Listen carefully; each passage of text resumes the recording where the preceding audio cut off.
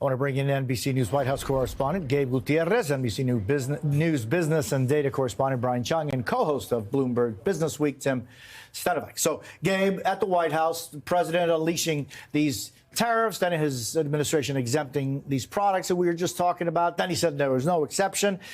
Is this a strategy here? Hi there, Jose. Good morning. Well, the White House is really struggling to explain all of this, not just over the weekend, but even this morning. As you said, the exemptions announced on Friday by Customs and Border Protection. And then on Sunday, Peter Navarro, for example, saying there were no exemptions. Howard Lutnick saying there were exceptions, but they might be temporary. And this morning, we heard from the president's top economic advisor, Kevin Hassett, reiterating the idea that these were not really exemptions, that they're just tariffs in different buckets. Take a listen to what Kevin Hassett said just a few moments ago. What we're talking about is coverage, and so what's going to be covered, and pretty much everything's going to be covered. I think that it all has been very carefully designed and makes a good deal of sense. Just before I came in, equities were up a lot. I think the equilibrium policies of the president are going to be very, very good for the country and for equities.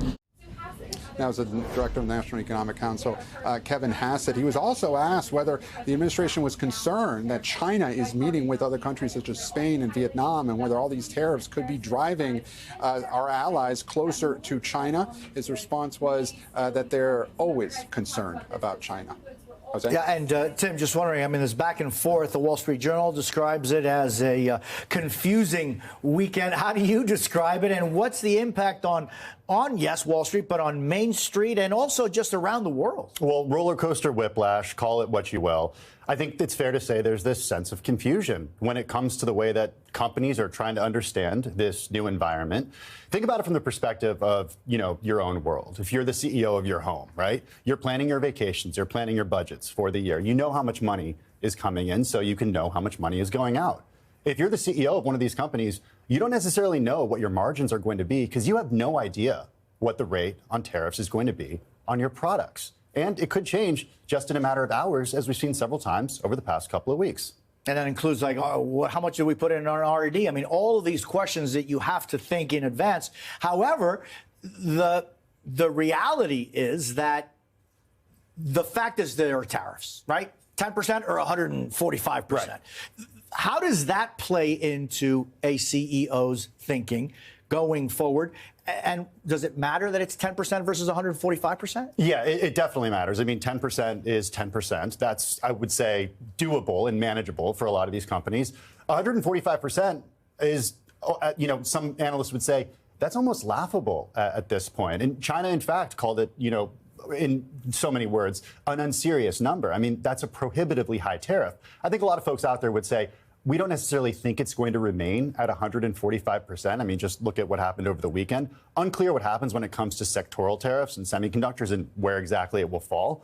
But if this ends up happening, we can expect to pay more for certain items that are affected by tariffs. And just to kind of jump on to Tim's point, I was speaking with a toy manufacturer the other day here in the United States who said that at 145%, actually any increase beyond that would be marginal because he's essentially stopped his shipments. He makes Care Bears and Tonka trucks, and he was saying that, well, at 145%, the math doesn't math. So he can't turn a profit even if he wanted to raise the price because he would have to raise it so much that consumers would balk. They just wouldn't buy those bears or those toy trucks. So you do start to worry about the global supply chain already kind of screeching to a halt in just the view of this uncertainty because they're saying, look, at 145%, that's just a comic large number. Actually, the verbate that this CEO told me was that you might as well just jack it up to 3 billion% because I'm not shipping anything to the United States. Kevin O'Leary last week right here on one of the hours that I was privileged enough to anchor said that it should be 400% tariffs on China. I'm just wondering when the vice president and the president has said that really this is about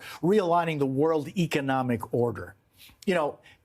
Is something like 145% tariffs on the country that makes most of the things that we import a real way to help in that realignment?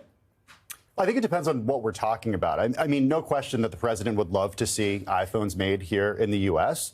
Our own Mark Gurman at Bloomberg has reported what a challenge that would be. He spoke to somebody last week who was experiencing the Apple supply chain who mentioned there are millions of people in China already who are part of Apple's supply chain. If you wanted to bring iPhone production to the U.S., one person told him, you'd have to essentially tell the entire city of Boston to drop everything that they're doing, and they're going to be making iPhones right now. There are literally places in China called iPhone City for a reason. No, and I mean, and in China there are places. So what I'm saying is where labor is exploited to the degree where if you're a Uyghur, you know, you're forced to be in production of things under the most dire circumstances possible. So you know, cheap labor in many ways includes some really human rights violations that we aren't accustomed to in our country. But is there a possibility that iPhones or anything else can be brought to the United States, kind of maybe not in the short term, but in the mid-term? I mean, in theory, yes, but I think the question is really whether or not you measure that in years or decades, because it can't be done even in many cases over the course of a presidential administration. And I think that the important point to remember here is that it's not just the construction of the facility, which would require an enormous amount of capex, by the way, billions of dollars, but it's staffing up to the point that you guys just made. Yeah, it's training. I mean, in 2017, Tim Cook basically said the reason we're in China is not because the labor is cheap. The reason we're there is because they know what they're doing. They have the education. They understand the machinery, and they understand how to make these things. We couldn't do that in the United States at this point. I will say Apple has been diversifying its supply chain. Over the last 10 years, they've tried to move production of some iPhones to India. That's taken a decade at this point. Some computers made in the States already. Well, it's the finishing portion of the computers in Texas, and it's a very small number. And that was during the first Trump administration, but it does show that Tim Cook, he knew how to navigate that. This is just a completely different beast. And so, Gabe, has the Trump administration opened any direct talks with the Chinese regime at all? No, Jose, not as of yet. And of course, this is hugely significant and would be the next, the procession behind me. El Salvador's president is set to arrive here at the White House within the next hour or so. This is something that the U.S. needs to do in the next step of this trade war. But so far, we do not have any details. The U.S. trade representative was interviewed over the weekend about this, and he said as much. Listen. Are there any plans for Presidents Trump and Xi to speak? Right now, we don't have any plans on that. This issue is truly at the leaders' level. Before April 2nd, I had a conversation with my counterpart, and others did. Since April 2nd, we have this at the leaders' level, and at some point, as President Trump has pointed out, we expect that we'll be able to have a conversation with them. As you alluded to earlier, late last week, China referred to the tariff policies as unserious or a joke. But again, no scheduled meeting or talk between President Xi and President Trump. Later today, though, he is expected to meet with El Salvador's President Bukele and also later this week with the Italian Prime Minister, Jose.